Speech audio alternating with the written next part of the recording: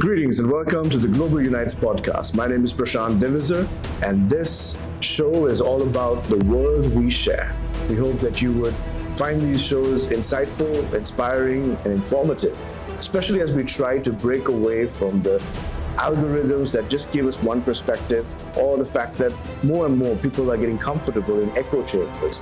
And may this show help you see different perspectives, different worldviews. You don't always have to agree with other perspectives, but hearing them out, understanding their grievances, their aspirations, their point of view, why they're triggered by certain elements and why they aspire for certain other goals, it helps see and understand the world we share. So, we are so grateful to all of you who've tuned in. Hopefully you will subscribe and join the Global Unites podcast. Myself, Prashant Divisar.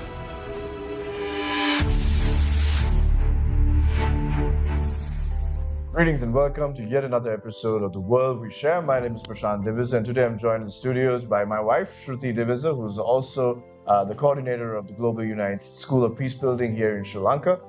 Welcome. Thank you. We're going to talk about something that's not very pleasant to talk about, but we have to, especially when we talk about war and the devastation it causes. One thing that goes unnoticed, or maybe not emphasized as much as it should, is the effect of war on women and the unbalance of the level of violence and trauma that many women have to experience in the midst of war. So before we talk to this, I want to first talk to Shruti and talk about why do you think this is such a hidden issue? I remember my first experience of this was obviously the war in Sri Lanka and how women were brutalized in the midst of the war and the experience that they had. Not just the emotional of losing loved ones, whether it's a husband or a father or so on, but also the violence that they experience as victims in the war. But at the same time, when I went to the Democratic Republic of Congo with the Congo Unites for the first time and hearing the stories of how women experience war, the violence and the rape that took place in that context as well, it started showing me the reality of there may be a pattern here. So why is this violence that women experience so hidden and unnoticed? That's a great question, and I think that's what everyone asks when they first talked about this topic. Sexual violence in war itself is not new. We've all heard the term collateral damage, and that's something we hear even now as war is taking place in the Middle East. But behind the collateral damage are people and people's stories that are not often shared. And we know for centuries and even now, women's place in society was not one that was prioritized. And therefore, their stories, their experiences are not prioritized. So sexual violence in war is not new, but the fact that it wasn't talked about for a very long time or even considered a violence or even a crime. It was seen as part of the way things are, a status quo, something that happens. So after World War II, after the Nuremberg trials, the trials that were held against the leaders of former Nazi Germany, that they addressed sexual violence as an actual crime. It was considered genocide, crimes against humanity. And they were able to rule after the Rwandan genocide and the Bosnian War that this had to be considered a crime, and they were able to actually criminalize leaders and perpetrators based on this. And it was a foundational treatise of the ICC that this could be considered a crime. And that's what the book is also talking about. Let's get to the book quickly. So what is this book? We really have been influenced by Christina Lamb's writing here. She talks about our bodies, their battlefiels, what war does to women. And it's an incredible book, and you've been studying this closely. And so give us a little bit about the background of the book, how you were moved by it, how new elements or new realities that you were exposed to. Talk to us about that first. So definitely recommend this book to everyone who's working in this field, but even if you're not, if you're interested to see another perspective of war, Christina Lamb does an excellent job of documenting the stories of women across many centuries, across many continents, across many generations, their experiences, their brutal experiences of war. And she does that very beautifully. And it's not an easy book to get through. It took me many months because I had to pause through the brutality of the crimes as things that you could never imagine. From children as young as 4 months old to elders as old as 80 years old, women who were brutally raped and where sexual violence was used as a weapon against war in the conflicts that took place. And what Christina Lamb does is she goes through many different conflicts and she talks to survivors of this conflict, women who've survived sexual violence.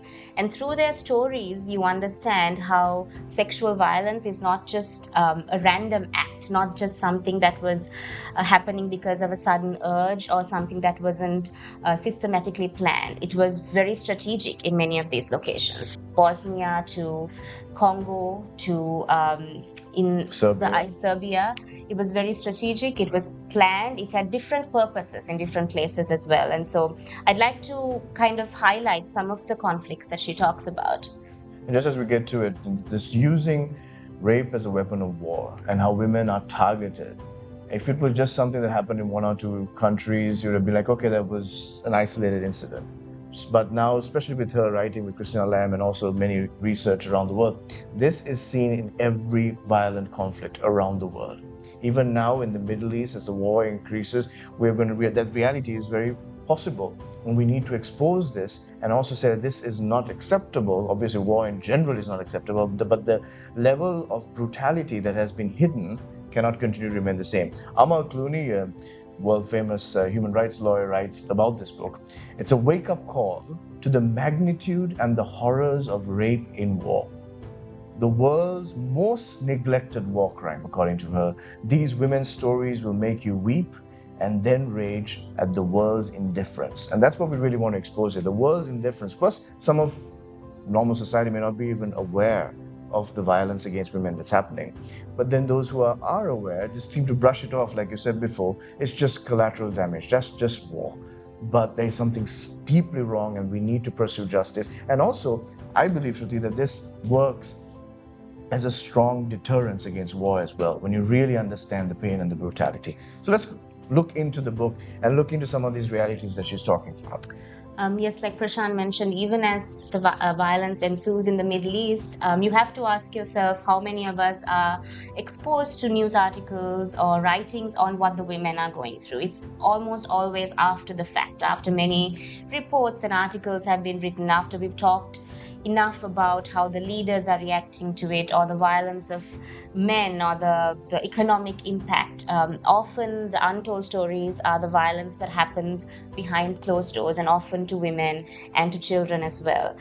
So you see this in many conflicts across decades. But one of the first places where the systematic rape of women was documented as it was happening was during the Bosnian War.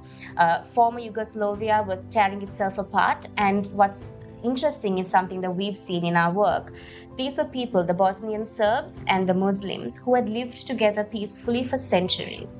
But because of this outer global, in Yugoslavia, the war that was going on, that impacted this community as well. And so the Bosnian Serbs were trying to get rid of as many Bosnian Muslims as possible, but not just Muslims, Bosnian Muslims, but also Croats and some Serbs.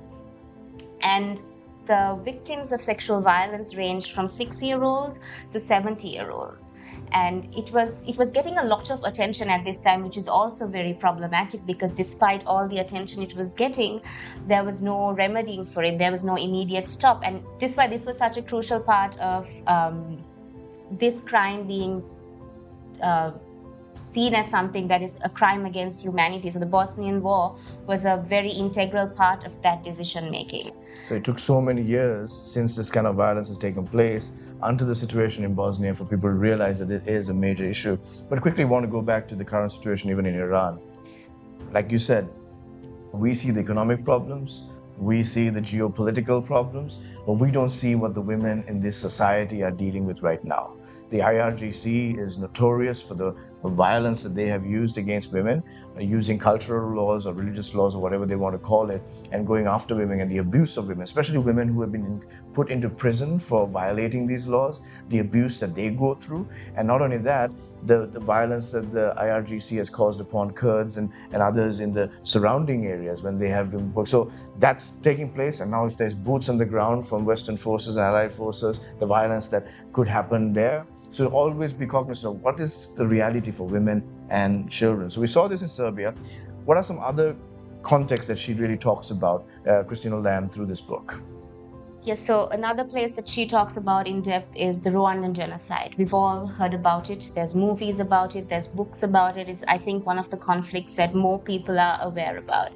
And I think we throw the word genocide around very lightly, but that's exactly what happened. But beyond the genocide, what happened behind the scenes was also 200,000 to 300,000 women being raped and sexual violence being used as a weapon of war. And we've seen that reality pass from Rwanda now to the seeping into the Democratic Republic of Congo. It's become the rape capital of the world. So many of the rebels or the Hutus who are committing these crimes upon Tutsi women ran across the border to the Congo. And then you now have Tutsi soldiers and militia groups that have gone back into Congo, and then you have the violence against women there. And one sad reality is that for a lot of these women, not only are they victims of a horrendous crime, sometimes they can't go back to their own tribe. They're not welcome back to their own. And they're kind of left in no man's land. They have nobody, and they go through the trauma and the pain through that. Does she talk about some of those realities as well? Yeah, I'm so glad you brought that up, because that's exactly what the next place that I want to highlight is the Yazidi genocide.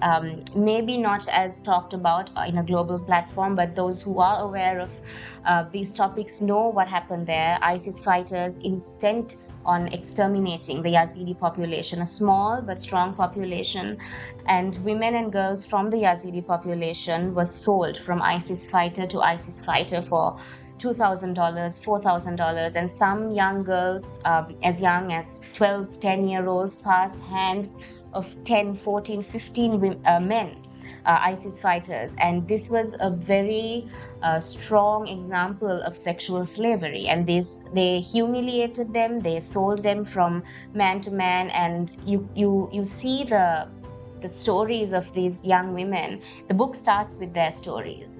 And Christina Lamb, talking to one of the survivors, notes how she's talking to this young girl, but there is no life behind the eyes, because this kind of humiliation, this kind of violence, it strips you. It strips your soul, it strips your spirit, and there's not a lot that can get you back, especially when you're in communities that don't understand it. And what's even more disheartening and heartbreaking, like you mentioned, is that it's very hard for them to go back to their families. And people know these sexual violences, these rapes happen because of perpetrators who are intent on exterminating this community. But despite all of that, there is this belief that it is the woman's fault, and or that they become lesser as a result of it, or that she's impure, or that somehow this violence characterizes her whole being. So I cannot imagine what it's like to have faced something of such brutality, then also not have the ability to go back to your family.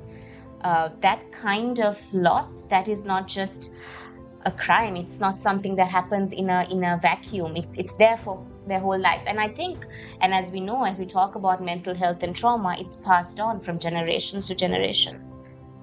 Especially with the ISIS fighters, especially in the region, this was one of their currencies of how they dealt with.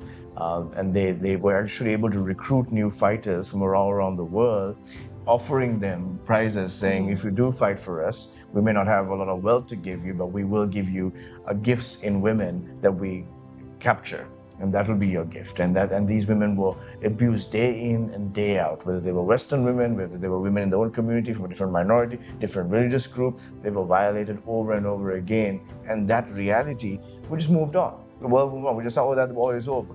But what about the trauma, the pain, the reality of what it leaves behind? That brings us to, what about these survivors? Let's say we did a bad job of understanding how wars could happen and how it could affect women, and we did a bad job of trying to prevent the violence against women.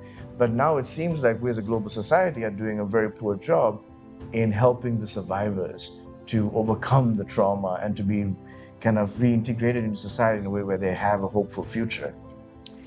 So that's what Christina Lamb does so well in this book, is that she's speaking to survivors. She's not trying to narrate something that happened in a continent that she's not from. She's going directly to these places.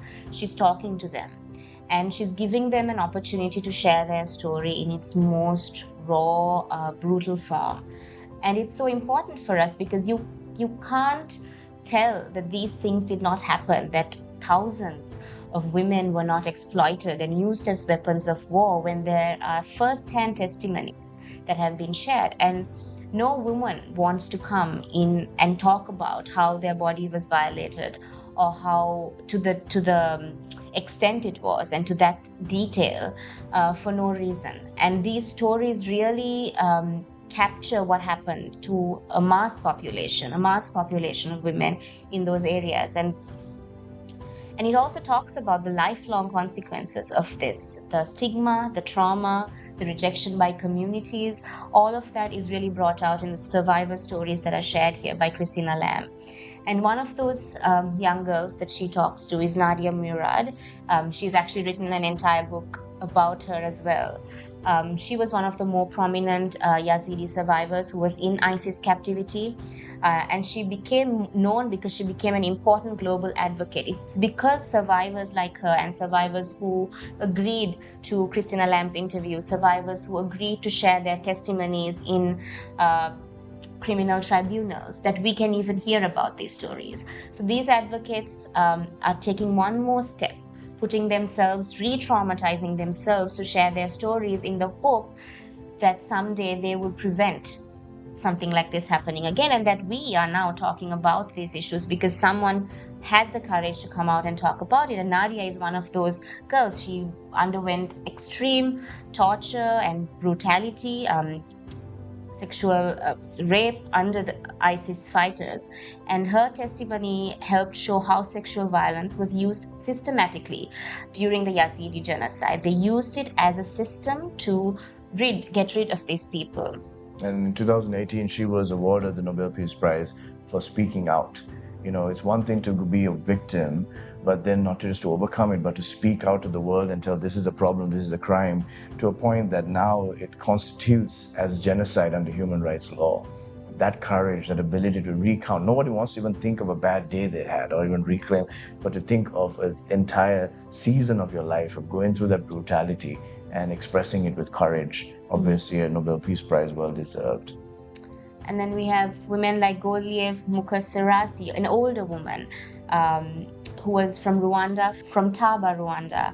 She flew with 5 other women to testify at tribunals, which led to the ruling that rape could constitute as genocide under international law, which is huge. It's not just a crime anymore, but it could constitute as genocide, a systematic tool to get rid of entire populations. And that's huge, because here are these women who've never left their countries. Not just never left their countries, these women are not women of higher society, they're not women in leadership, these are normal, common women. But not only that, they've undergone something that no one has experienced in the places that they're going to, and they're talking about it, they're reliving it. And I cannot imagine the joy of knowing that their testimony led to a groundbreaking law that genocide, rape in war could be constituted as genocide under international law. So we're going to continue to talk about this in episodes coming up, but the goal is to create awareness. And as we wrap up, what I want to talk about here is very clearly, first of all, you may be advocating for war, or you may say sometimes war is justified, and you may be okay with some levels of collateral damage. But you and I need to be aware that collateral damage means brutal violence against women and children and broader society. And because we're moved away, we're not really, they're just numbers and it's not people, there are no faces. Sometimes it's easy to let it go. But we hope that we can be cognizant of that. Secondly, that we can advocate for international laws to prevail, especially in the midst of ongoing international wars, that there is a safeguard for women, there's a safeguard for children, that the marginalized and the vulnerable in society are not continue to be inflicted this level of disproportionate pain than men and others do, especially in this context. Mm-hmm. And finally, to be aware of the survivors, whether these survivors are here in Sri Lanka or in the Democratic Republic of Congo or in Serbia or Rwanda or wherever they are we doing enough to support the survivors? Are we still allowing certain social practices to continue to keep them and isolate them even more, or humiliate them even more? Do we have systems in place? So these are some of the questions we want to leave with you. We're going to come back another episode where we'll be going deeper into how women are disproportionately affected in a way that's not talked about in the midst of war. In conclusion, how would you like to conclude this episode on the experience of women in war? Yes, I think, like you mentioned, Prashant, when we talk about war, when we talk about conflict, we talk about territory, we talk about weapons, we talk about leaders, but we don't talk about the humans, the bodies behind it. And that's why stories like this are so important. And I also want to mention that we talked a lot about the law and the criminal codes, but those are also not enough. There's a high burden of proof, and survivors carry that burden, and it takes years and sometimes decades to actually bring this to light. And then states also have to cooperate. So it is a long, drawn out, very difficult process. So that we need to do more, we need to talk more. There needs to be other avenues, especially countries nationally need to take more effort into addressing these issues. And finally, we need to remember that these are not things that happened in the past, are not happening in places we think are prone to violence and conflict. These are happen in modern day, in the world today as well, in modern wars, in Ukraine, in Tigray. These are still happening. And it's an important issue that we need to keep talking about, and not just talking about, figuring out ways to address it and eventually prevent it. So that brings to an end today's episode of The World We Share. We were talking of the book from Christina Lamb, Our Bodies, Their Battlefields. How have the bodies of women been used as battlefields in our world? It's happening today, and we're not useless individuals who can't do anything about it. We can respond. So let's start the journey today. Thank you.